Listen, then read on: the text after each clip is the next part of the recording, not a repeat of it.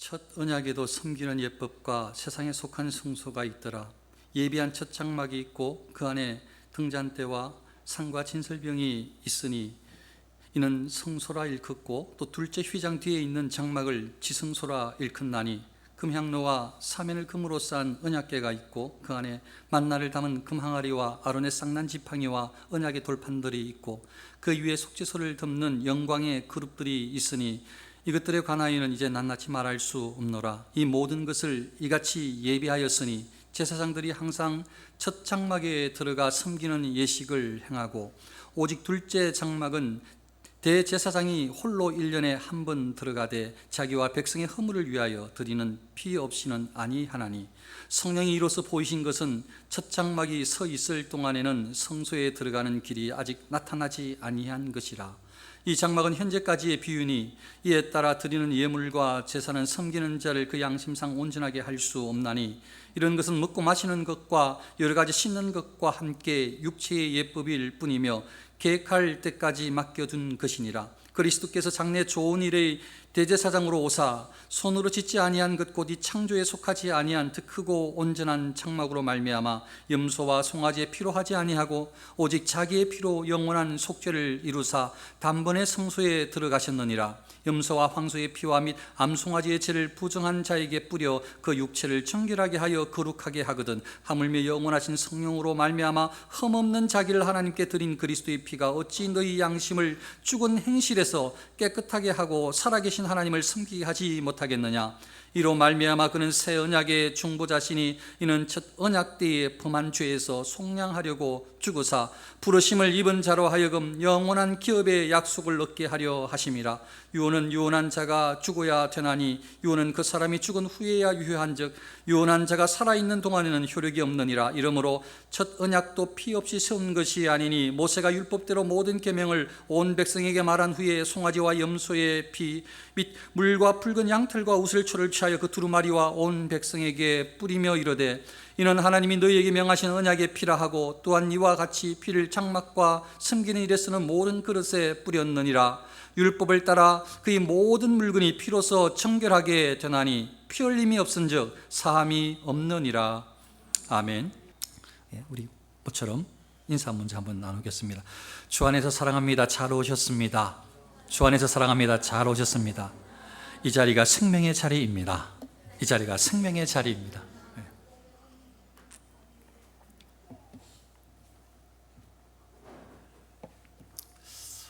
예수님께서 우리를 위해서, 우리 자신을 위해서, 나를 위해서 이렇게 십자가에 달려서 돌아가셨잖아요.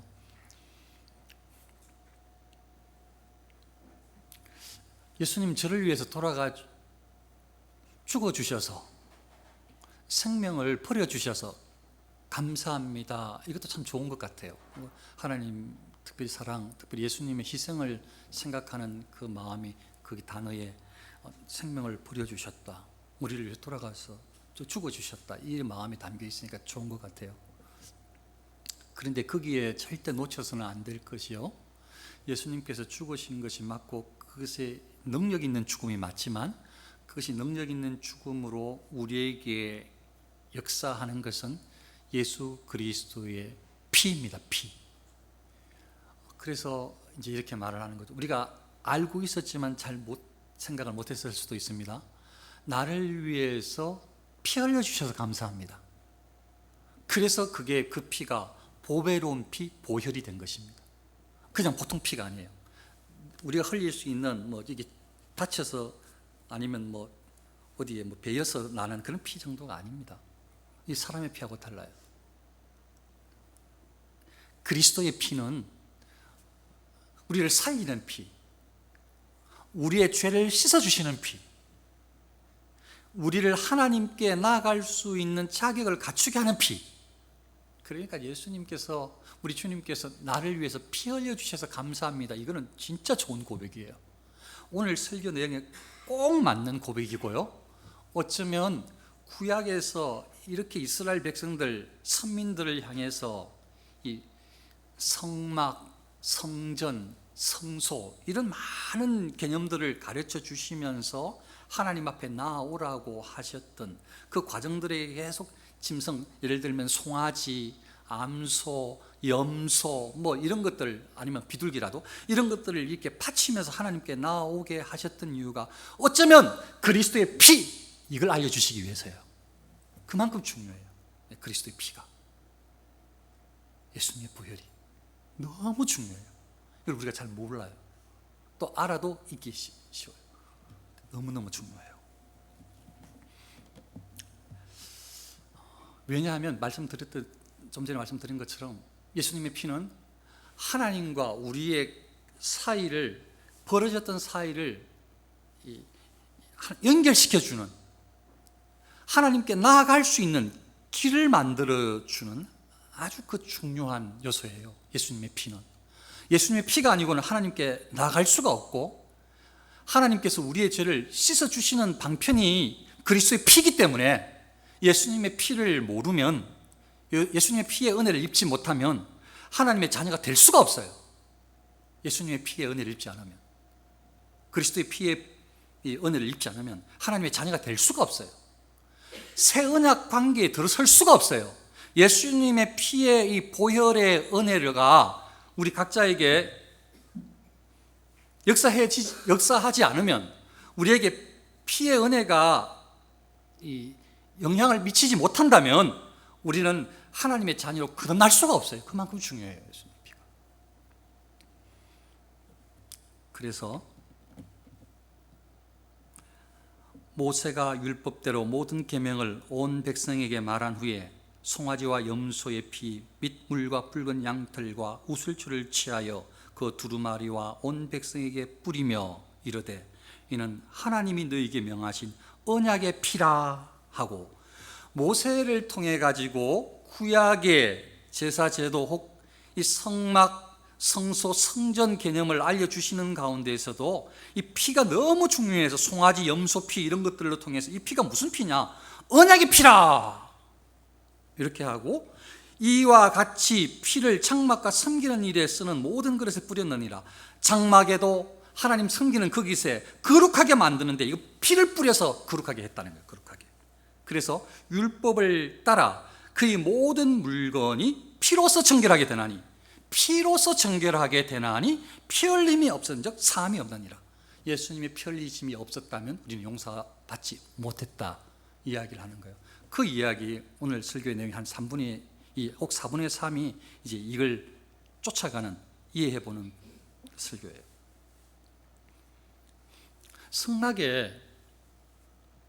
성소의 성막에 약 한 4.63, 4.52, 4.52m, 그리고 길이가 약 13.7m. 성소를 처음에 성막을 지으라고 하셨을 때 길이가 그러니까 한 14m. 그리고 여기에 6m니까 현수막이 조금 자르고 해가지고 약 한 4.5m 정도로 생각을 해서 여기 안에, 두 칸 안에 들어와 있는 정도라고 보시면 돼요. 그런데 들어오는 데에 장막이 있고, 여기에 안에 성소의 성소. 여러분들이 어떻게 보면 지금 성막을 따지자면 여러분들은 성소에 들어와 계신 거예요. 성소에. 그 다음에 여기 앞쪽에 또 이렇게 휘장이 있어요. 휘장이. 여기는 지성소, 지극히 거룩한 장소.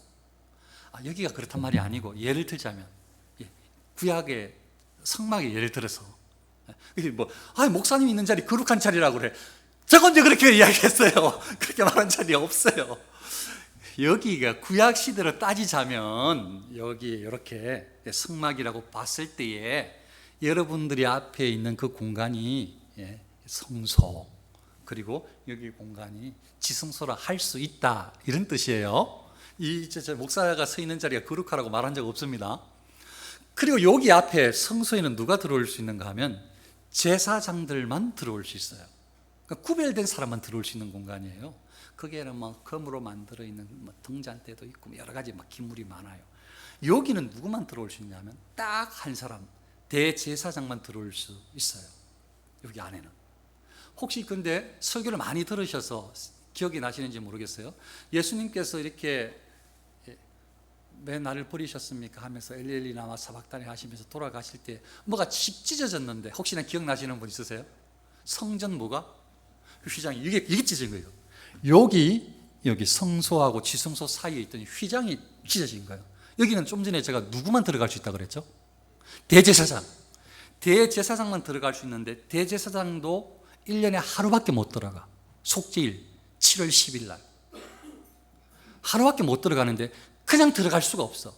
여기에 들어가는 이유가 여기에 언약궤가 있고 언약궤 위에 이렇게 위로 이렇게 천사가 이렇게 보고 있는데 거기가 속죄소예요. 속죄소에서 하나님께서 만나 주시는 거라. 그러니까 향을 피우면 연기가 나잖아요. 향도 피워요. 이 피우면 그게 고기 안에 향을 피워놓고 안에 그리고 이 대제사장은 하나님께 나아오면서 하나님의 임재를 거기서 느끼는 거죠. 어떻게 보면 솔로몬도 느꼈을지 모르겠어요. 하나님 임재를 안에서 느끼는 거예요. 여기 안에서 거룩한 하나님께서 만나 주시는 거예요. 속죄소라고 제가 했는데 제가 그 다음에 단어가 뭐였죠? 속모소. 죄 문제가 중요하다면 죄 문제가. 여기가 뭐냐면 여기 하나님께서 만나 주시는데 무슨 장소냐? 죄를 속하는 장소라는 거예요. 죄를 용서해 주시는 장소라는 거예요. 하나님께서 여기 아무도 못 들어오고 대제사장만 1년에 한 번만 들어온다. 하루만 들어오는데 그냥도 못 들어와. 정결하게 된 사람만 들어와요. 그래서 대제사장이 여기 들어오기 전에 두 가지, 이거 정확하지 않아요. 제가 다음에 다시 정확하게 알면 다시 알려드릴게요. 그냥 제가 이해한 것만 말씀을 드리는 거예요. 이제 자신과 대제사장과 제사장들의 그 지파, 레위 지파를 위해서 송아지를 잡고 피를 저기 앞에 성막 앞에 뿌려. 그리고 나서 이 피를 어디에 담아서 가지고 들어와. 그리고 자기와 자기 제사장들, 레위인, 자기 이 지파들을 위해서 여기에 피를 속죄소 앞에 칙 어떻게 뿌리는지 사실 잘 몰라요. 7번 뿌려. 7번. 이렇게 뿌리는지 잘 몰라요. 7번 뿌려요. 그리고 나 대제사장과 우리 민족은 용서함을 받았다고 생각을 하고 믿고 믿음으로 뿌리고 하나님께 나아가는 거예요. 그리고 또 하나는 염소를 잡아요. 염소를 잡고 피를 쭉 앞에 버리고 장막 앞에 또 담아서 피를 가지고 와서 요 앞에 와서 대제사장이 7번 뿌려. 7번. 어떻게 뿌린지 모르겠어요. 다음에 제가 알면은 알려드릴게요. 이렇게 뿌려요. 이거는 누구를 위한 피냐 하면 지금 뿌리는 거는 염소는 이스라엘 백성들을 위한 피. 하나님께 나아가는 대제사장이 지금 자기 자신과 자기 지파 온 백성을 위한 속죄의 제물을 가지고 나아가는 거예요. 지금 하나님 앞에 죄 용서함 받는 자리에. 하나님 앞에는 죄가 있으면 못 나아가요. 죄가 없어야지 나아갈 수 있지. 하나님은 거룩하신 분이라서 그래서 이 신을 벗어야 돼. 죄를 벗어야 돼. 회개해야지 나아갈 수 있는 거죠. 그래서 대제사장은 그렇게. 그리고 백성들도 지은 죄를 어떻게 보면 제사 제도를 다 죄 용서함 받으라고 하나님께서 만드신 게 틀림이 없어요. 무슨 죄를 지었느냐?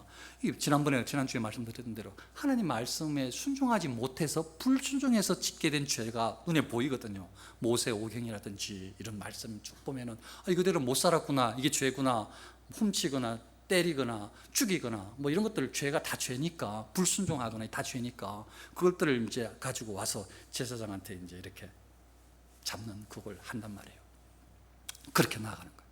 그러니까 피가 뿌릴 때마다, 짐승이 잡힐 때마다, 피가 뿌려질 때마다 그 사람 죄 용서함이 일어나는 거예요. 피가 뿌려져야, 그 짐승의 피가 뿌려져야, 죽어야, 피가 뿌려져야 그 사람의 죄 용서함이 일어나는 거예요. 그래서 피 뿌림이 없으면, 이 피가 없으면 속죄함이 없어요. 피 뿌리짐이 없으면. 그럴 때 대제사장은 피를 뿌린다니까요. 그리고 피와 그리고 이 속죄 제물로 만들어서 죄로 만들었던 이런 것들을 가지고 정결 예식에 사용을 해요. 그걸 가지고 피를 뿌려서 거룩하게 되었다라고 보기도 하고, 이 죄를 가지고 물에 탄 걸 가지고 사람에게 혹은 무엇인가 기물에 이거 신성한 건데 하면서 이렇게 해가지고 이제 여기도 거룩하게 됐다, 예를 들면은 그렇게 하는 거예요.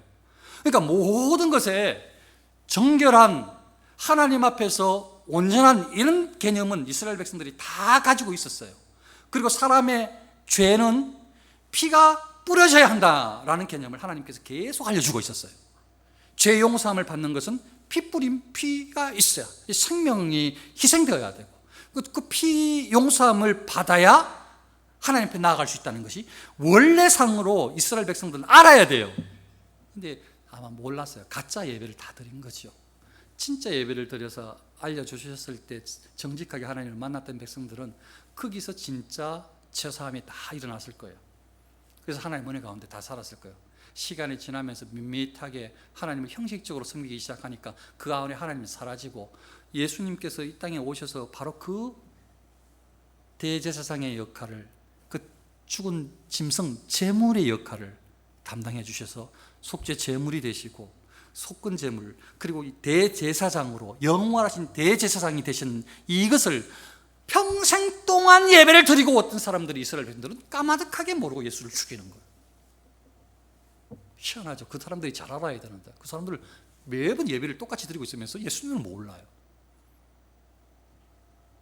그걸 알려주기 위해서 그렇게 가르쳐 준 건데,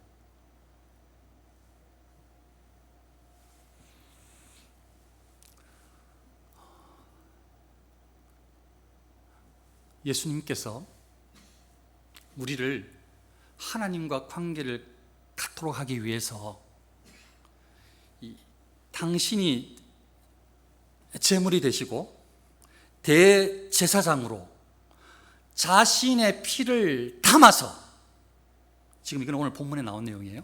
자신의 피를 들고 그리스도께서 하나님 앞에 대제사장으로 나아가서 담대히 하나님께 자신을 희생시키며 드린 이 피로 온 천하에 택함받은 모든 백성이 죄사함을 받게 하는 바로 그 일을 하나님, 예수님께서 행하셔서 그리스도의 피가, 보혈의 공로가 온 세상에 다 미쳐서, 그때 예수님께서 달려 돌아가셨을 때에, 곧 다른 말로 말하면 예수님께서 피 흘리셨을 때에, 예수님께서 보배로운 피를 흘리셨을 때에 이제 더 이상 대제사장만 들어가지 않는다. 하나님께 네가 대신해서 올 필요 없어. 모든 백성들이 다 나에게 나와. 그래서 휘장이 쫙 찢어져서 예수님께서 그게 다 제물이 되시고 영원한 대제사장으로 하나님께 나아갔기 때문에 하나님과의 우리 관계가 완전하게 회복이 되어져서 예수님께서 우리를 희생해 주신 구주뿐만 아니고 성령께서 우리에게 거하는 거룩한 성령의 전이 저와 여러분들이 된 것입니다. 이게 예수님의 피 때문에 일어난 사건이에요. 예수님께서 피를 들고 하나님 앞에 나아가서 그 피를 보고, 제가 대제사장이 뭐라고 했죠? 피를 어떻게 했다고요? 앞에 와서 착착 뿌렸다고. 어떻게 할지 잘 모르지만 예수님께서 하나님 앞에 자신의 피를 들고 가서 우리의 죄를 용서해 주시기 위해서 그렇게 하나님 앞에 자신의 피를 바친 거예요, 예수님께서. 그래서 하나님은 예수님의 피를 보고 예수님의 피의 능력이 택한 백성에게 다 미치게 하신 거예요. 그래서 그걸 믿는 사람은 하나님의 자녀가 되는 권세를 주시고 성령께서 찾아가 주셔서 저와 여러분과 함께 계신 줄 믿습니다. 이게 우리에게 일어난 거예요. 그래서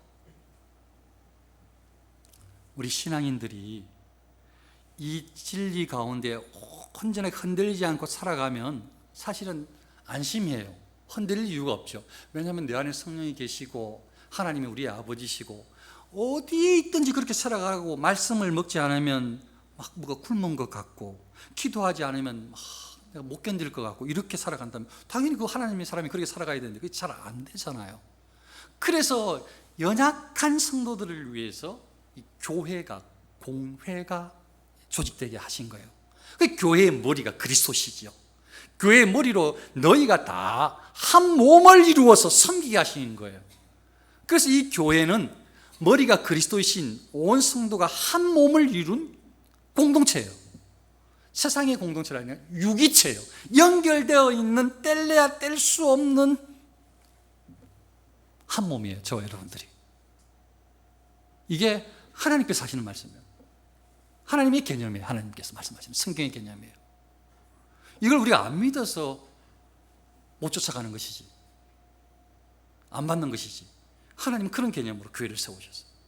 예수님은 그 교회를 세우기 위해서 죽으셨고 피 흘리셨고 그 교회의 머리가 되셨어요. 그래서 이 나누리 교회의 머리는 예수 그리스도예요. 그래서 교회에 등록한 모두는 한 몸을 이룬 형제 자매가 된 거예요. 이게 교회예요, 교회.